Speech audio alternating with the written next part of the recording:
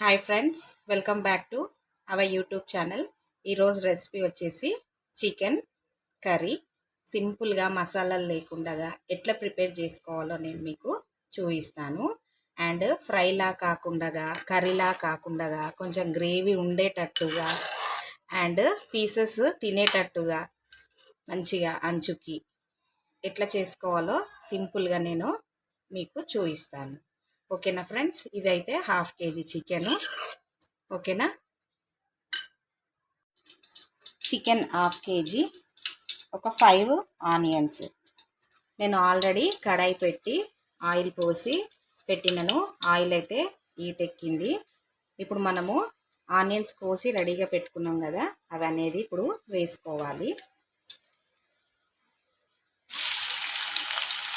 Onions కొంచెం ఎక్కువ ఉంటేనే చికెన్లో గ్రేవీ అనేది మంచిగా ఉంటుంది. ఆనియన్స్ ఎక్కువ వేసుకుంటే గ్రేవీ అనేది మంచిగా వస్తుంది. అందుకని చెప్పేసి నేనైతే ఎవ్రీ టైం నేను ఎప్పుడు వండినా కూడా నేనైతే ఆనియన్స్ కొంచెం ఎక్కువ వేస్తాను. ఓకేనా ఫ్రెండ్స్, మీరు కూడా ఆనియన్స్ ఎక్కువ వేయండి, మీకు కర్రీకి గ్రేవీ అనేది మంచిగా వస్తుంది. ఇప్పుడు ఆనియన్స్ మంచిగా ఫ్రై అయినాయి కదా, ఇప్పుడు మనం ఏం చేయాలంటే ఇప్పుడు చికెన్ అనేది యాడ్ చేసుకోవాలి. చికెన్ నేనైతే ఎప్పుడు హాఫ్ వాటర్ వచ్చేదాకా, హాఫ్ బాయిల్ అయ్యేదాకా నేను ఇట్లా ఆయిల్లోనే ఉడకపెడతాను చికెన్. నేనైతే హాఫ్ కేజీ చికెన్ తీసుకున్నాను. ఇప్పుడు 10 మినిట్స్ నుంచి మనము ఇట్లా ఆయిల్లో మంచిగా చికెన్ ఇట్లా ఉడికించుకున్నాం కదా, ఇప్పుడు స్పైసెస్ అనేది మనము యాడ్ చేసుకోవాలి. 2 స్పూన్స్ సాల్ట్,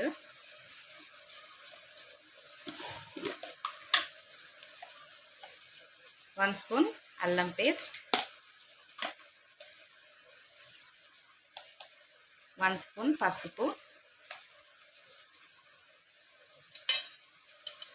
2 స్పూన్స్ ధనియాల పొడి,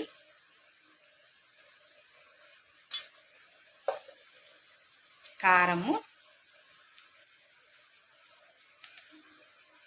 2 స్పూన్స్.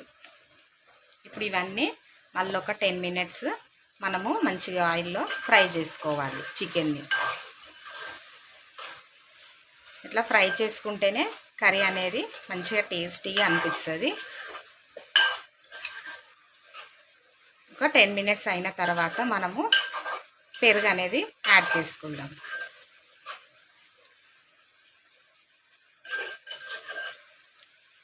10 మినిట్స్ నుంచి మన చికెన్ అయితే మంచిగా ఆయిల్లో ఫ్రై అవుతుంది. ఇప్పుడు మనము పెరుగు యాడ్ చేసుకోవాలి. నేనైతే 1 కప్ పెరుగు యాడ్ చేస్తున్నాను.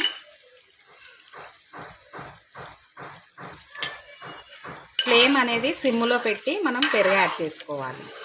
అప్పుడైతే ఉండలుగా రాకుండా పెరుగు మంచిగా మెల్ట్ అవుతుంది.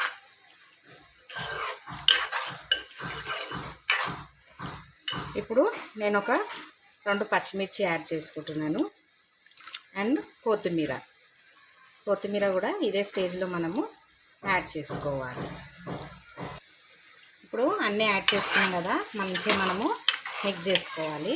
ఒకవేళ మీకు గ్రేవీ అనేది ఇంకా కొంచెం ఎక్కువగా కావాలి అని అనుకుంటే ఈ స్టేజ్లో మనము కొంచెము వాటర్ అనేది యాడ్ చేసుకోవాలి. నాకైతే సరిపోతుందండి గ్రేవీ, సో నేనైతే వాటర్ అనేది మాత్రం యాడ్ చేయట్లేదు.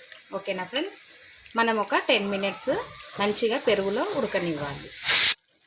10 మినిట్స్ నుంచి మనము చికెన్ అనేది ఉడికించుకుంటున్నాం కదా, టోటల్ మొత్తం 40 మినిట్స్ అయితే అయ్యింది. సో ఇప్పుడు మనము ఒక స్పూను చికెన్ మసాలా అనేది యాడ్ చేసుకోవాలి. నేనైతే 1 స్పూన్ యాడ్ చేసినాను.